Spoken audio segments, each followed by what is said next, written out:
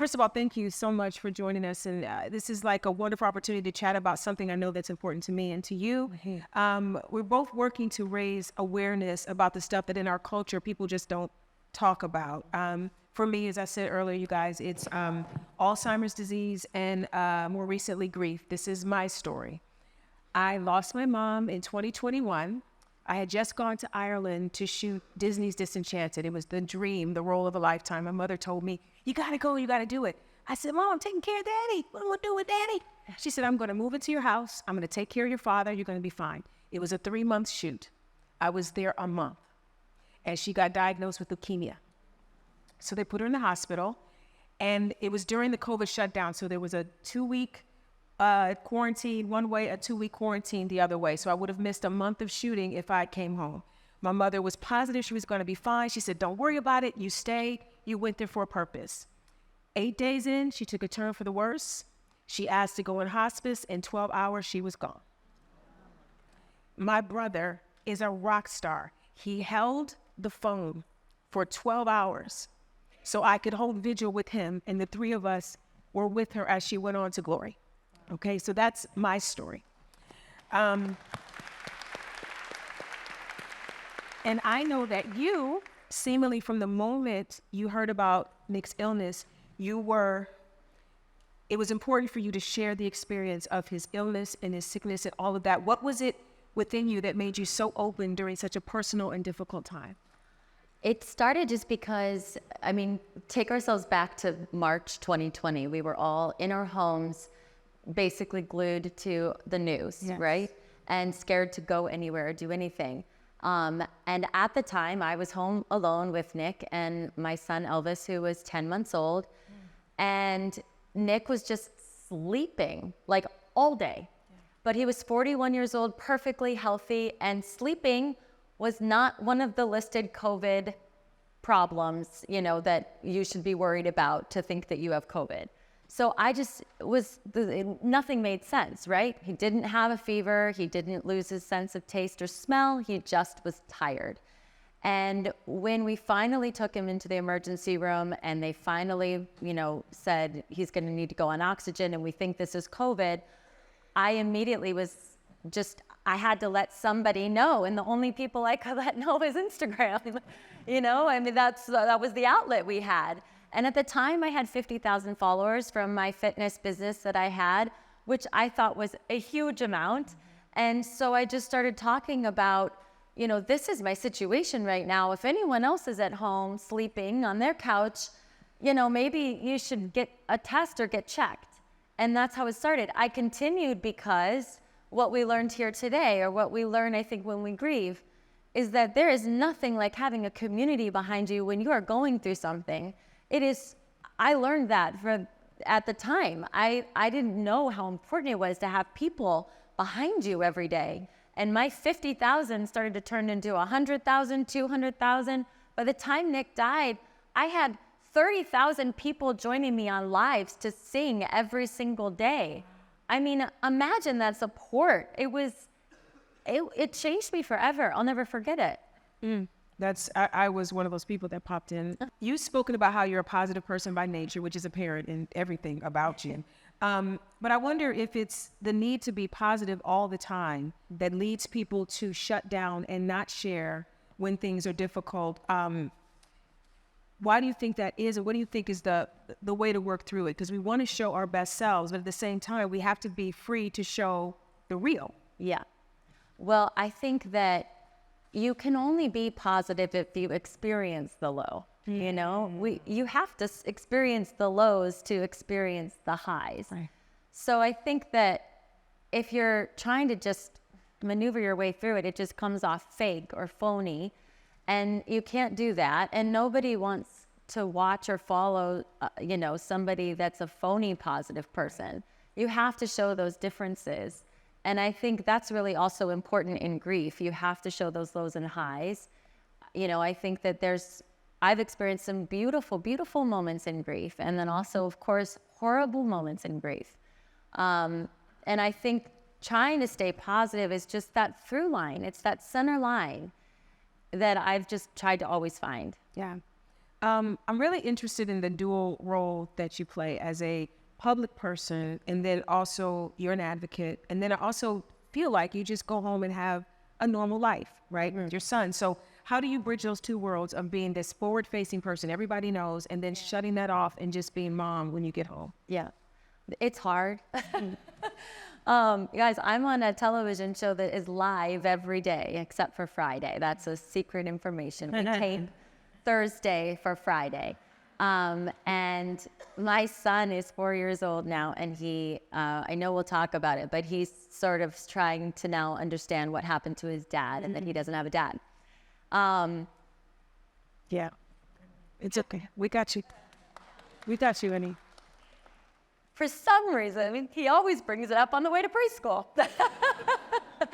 And I drop him off for preschool, and I have to go right to work. Right.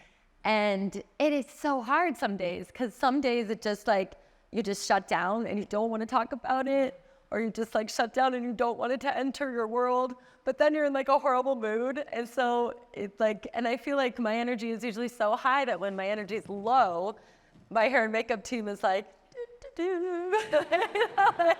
like don't know how to deal with me. And again, and this is something I think we'll talk about too, is just like, how many times can I be like, I'm just having a bad grief day, like, you know, or just like another thing happened.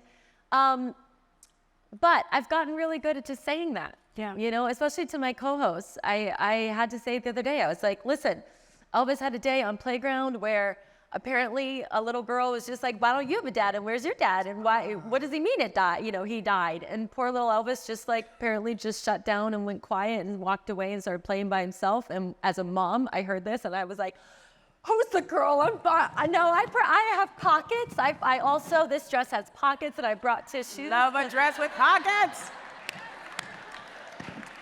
Yes. Yes. I planned. Yes. All of that in saying that I had to get through the show, the live shows, 2 shows that day. It was a Thursday. And then I went home and I cried myself to sleep and I screamed at the ceiling to Nick. You know, hugged my stuffed animal that I still sleep with that is made out of Nick's robe. Oh. And went to bed. I mean, that's the life of being in the face of, you know, on camera. The thing that gets me about it is that like I said, I was shooting Disenchanted at the time. So my mom passed on a Saturday. Mm-hmm.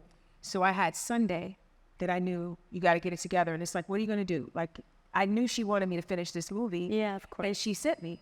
Yeah. So I was on set on Monday. And my first thought was, okay, do I tell them? Like, maybe I just don't tell them. Maybe I just ride out these last 2 months without telling anybody. Then all I have to deal with. Right. But it's the moments like this when you don't know when you're going to cry. You just don't know when it's going to happen. Right. And I thought, my poor makeup people, if I just like, you know, combust randomly throughout the day, they're going to wonder what's up. So I have to tell them. And the beautiful thing of telling them in the same way probably with your team is that this group of Irish people I had only known for about 28 days, they wrapped me up and enveloped me and made sure that I was okay. And all I would have to say is, if I did this, everything would stop. They would let me go. I would cry in the back. Somebody would come and get me together and I would come back out. And it sounds like that's exactly what you have at the top. Yeah. Because the thing that I've learned, and those of you that have grieved in here, it's not a straight line. No. It's not, I'm getting better every day. No, I'll be great today and be a basket case tomorrow. Yeah. So you have to figure out, for me in the grief journey, it's been find the thing that gets you in the flow of something other than the pain, right? So for me, it's Lego. If I build Lego, my brain shuts off. 17 hours later, I have a beautiful creation. Yeah. And so maybe it's crocheting, maybe it's coloring, maybe it's, you know, Mine is fitness. There you go, fitness. I wish I had that. I don't have that. Never had the desire. Not even to feel better have I ever done a side bend. But you know what I mean?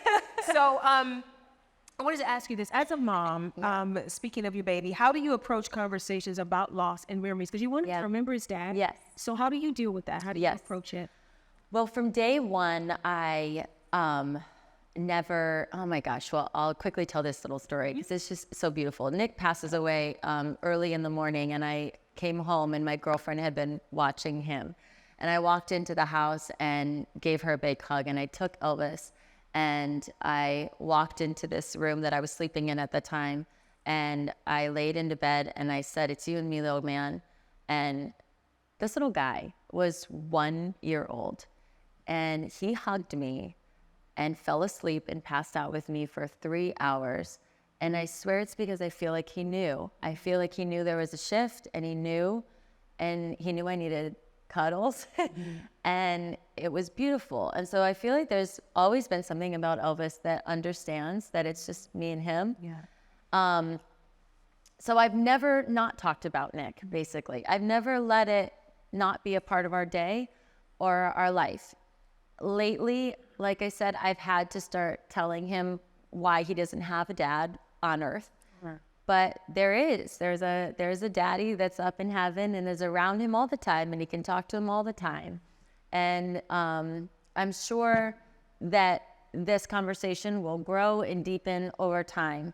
And that'll be a whole nother layer of grief that I haven't had to deal with yet. I'm starting to have to deal with it, but it's going to be another layer in the onion. Yeah. Let's talk about self-care. Okay. What's that? What's that? Therapists tell us that we need to be in support groups. We need to ask for help. But how do we learn also to shut the door, saying, this is great, but sometimes you just need time by yourself. How do you find that time where it's like, I understand that I need to talk about it or whatever, but sometimes you just need to take a moment and figure out how to make yourself feel better? How do you do that? This happened to me very early on. After losing Nick, I had a good friend who was very a part of the quarantine that we had. And he was just dying to come over. And I finally, because I'm a people pleaser, was like, okay, they can come over. Knowing I did not want anyone over in my house. Like, I just didn't. He comes over and we have dinner. And I finally got the courage up to say, "Trevor, I'm so sorry." I mean, I said, "I'm so sorry, but I need you to leave. I need to be alone right now. I love you. It has nothing to do with you. It's just me, and I need to be alone." And he got up and he walked out, and I felt awful because he was such a good friend standing by my side through the whole journey. And he texted me in like 5 minutes, and he goes, "That's such a great mark of our friendship. Thank you for telling me to get the hell out of your house." And it gave me that breath to be like, it's okay to set boundaries. Like, our emotions when we are grieving, especially at first, are all over the place. I remember feeling like an astronaut in space. I didn't know what I was doing or saying. So it was just really nice to have a good friend who I felt awful about kicking out going, Thank you for being honest with me and kicking me out of your house. Yeah. I've also found that there's certain losses, and I'm a parent, a child, a husband, that no one else understands until it's then. And when my mom passed, I called all my friends whose mom had passed before and apologized. Yeah. Because I said, until this moment, I had no idea. And it's going to be better tomorrow, and at least she's in a better place. That's nice. I know. It helps not at all. And I now know that. Yeah. You know what I mean? And so this is the other thing with the whole theme of today is share your grief story, share your death story, so that people they will never know until it's their turn, but at least they can understand, Yeah. My thing is, I'll never say to somebody that's lost someone, let me know what you need. Nope. I'm not going to let you know anything. I don't know what I need. The last thing I'm going to do is say, Yvette, yes, you know what I need right now? You to come over and do my laundry, but not talk to me. Just do my laundry. Like, why would you ever say that? Like, just come over and do my laundry. Don't make me ask you to come over. I will never, ever ask somebody, what do they need? That's brilliant. And, I want to speak about what you said about telling Elvis to keep talking to his dad. Wendell Pierce, amazing actor, when my mom passed, he called me and he said, I want to say one thing to you, because he had lost his mom. He said, continue the conversation. Yes. And I was like, what does that mean? He says, whatever you would say to your mother before, keep saying it. Yeah. just still ask her questions. I'll be in the kitchen going, Mom, when you make this goulash, you put 2 cans of the green beans in the corn. And I swear Fran will be like, you know it's 2 cans of green beans. What are you I can hear her. Yeah. I can hear her saying it back to me. Yeah. So it's important to continue to, it doesn't end. Yes. The love doesn't end. And there's one other thing I want to share about the grief journey, that the grief is equal to the love, right? So there gets to a point in your grief journey where, well, for me anyway, when I think of her, I'm not sad. I'm laughing because I'm thinking to myself, God, I had a great mom that I hurt this bad. She had to be amazing because I am tore up right now. And it just makes you realize like what a gift it is that we had them. Yes. It's never long enough, but we had them. Yeah. You talked about keeping Nick's memory alive. What are some of the ways you found effective in honoring his legacy? And is that part of why you wrote your book? You know, I wrote Live Your Life because somebody told me to. Again, I didn't know what I was doing when this was happening. This was the first time I had anybody I loved in the hospital, so let alone an ICU, let alone somebody in a coma. So I was just like flying by the seat of my pants. In retrospect, it was the greatest gift in the entire world that somebody offered me a book deal and made me write down that story because it's so detailed. Because I think a lot of people in here will agree, when you go through something like this, oh my gosh, I thought I could just start a whole hospital wing at Cedars-Sinai. You know, I was like, I can do all the medical research. I could be a doctor. Like you just think you have it all in your head. And so that book is so, that's for Elvis now. You know, he will have the day-to-day account of what happened, and thank God it's there. But I would just say that, to your point, just never stop talking about your person. And I think with Elvis too, he lost his dad at one. He doesn't really have memories of his father. It's up to me to be like, you know, when I take his socks off, I make this sound that Nick used to do, and I go, boop, and then I go, who used to do that? And he goes, da da. He doesn't remember. That's because I told him, you know what I mean? But maybe one day he'll do that with his son, you know, or his daughter, I hope. You know, it's just like, you have to keep saying their name. I talk to Nick like you talk to your mom all the time, especially in the car. Anyone else talk to their people in the car? Oh my gosh, full-on conversations. I hold his hand. I'm imagining. You do? Yeah, I sit there because I feel it. I feel his presence. So I'm like, okay. And I'm driving and I'm talking to him, telling him about Elvis. We play his music all the time. Also, I'm very, very lucky that Nick was an actor and a singer. We have so much video of him on Broadway, you know, recordings of his music. We're so lucky. And so another thing I would just say is take the pictures, take the videos, because I'm very lucky to have so many to show him. And I think about, like, if Nick was a accountant, you know, we wouldn't have this. So we wouldn't have all this precious, you know, it's true though. Think about it, you know, like, you know, my dad was an insurance salesman for 65 years of his life. He doesn't have videos of him at work, talking and walking, you know. Right. But I have video of Nick in rehearsals, video of Nick walking and singing and goofing around. It's like things I can show Elvis one day. It's magical. You know, it's funny you mentioned that. We talk about, well, today has been about the inevitability of it. When I did some press about this day, a reporter asked me, well, why do you think people don't talk about death? And it's because we're afraid, right? We're afraid of what it's going to do to us. We're afraid of how it might feel if we can feel it. And my thought is, it's inevitable. We're all going to get out of here. Yeah. It is the one thing that every single person on this planet is going to do. So while you still have your people, I don't care how old they are, if you're with your mom or your dad, you're blessed to have them, your kids, get your video out and just go tell me about when you fell in love with daddy and record it.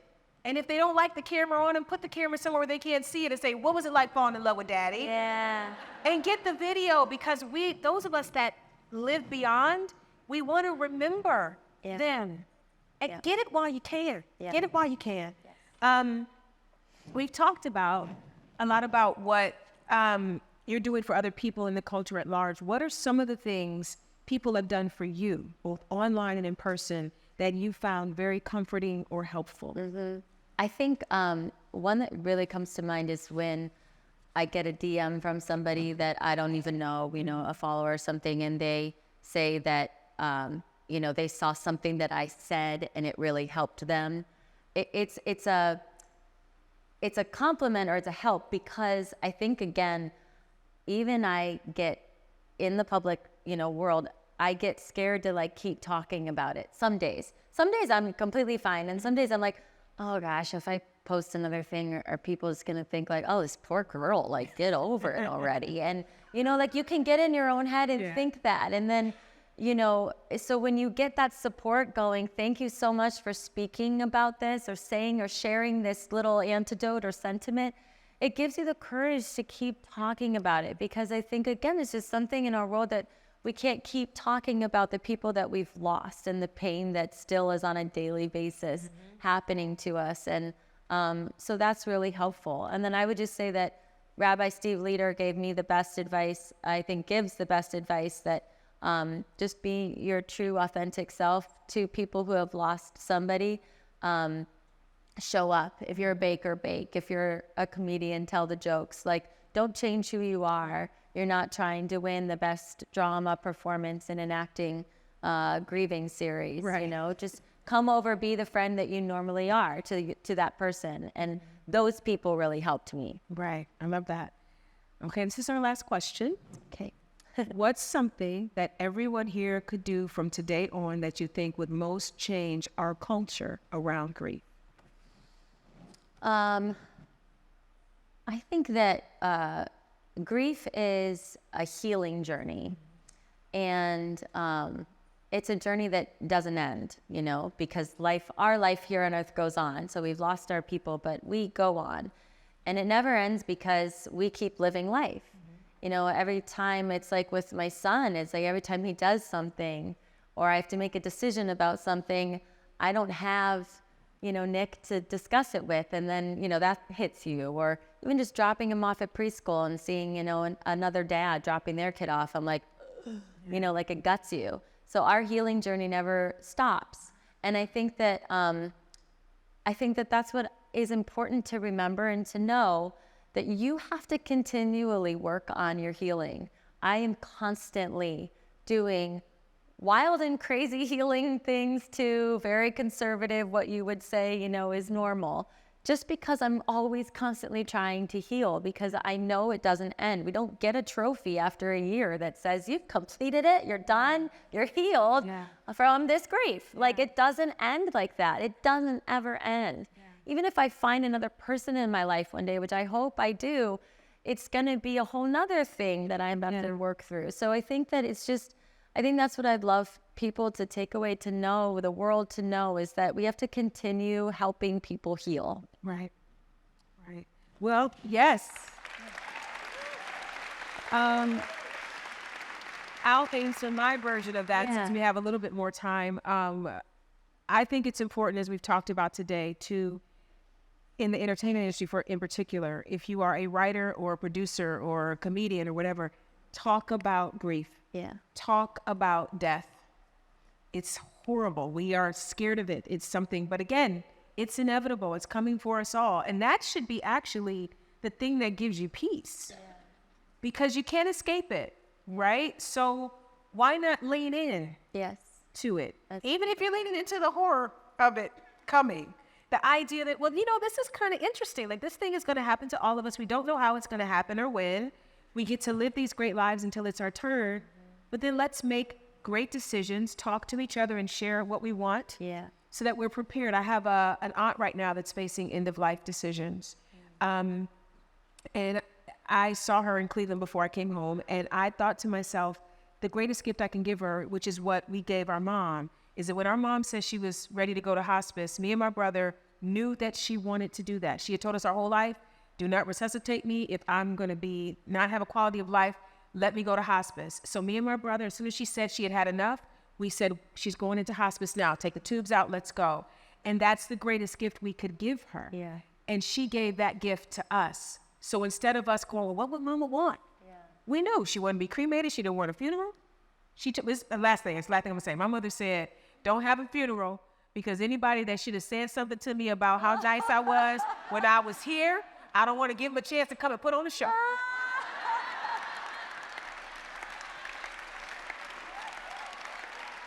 So Mama Fran was cremated. There was no program, nothing. That's the way she wanted. So that's, that's what, but knowing what you want and sharing what you want helps your people. Amanda, you are a gift. I adore you. Thank you so much, honey, for taking this time.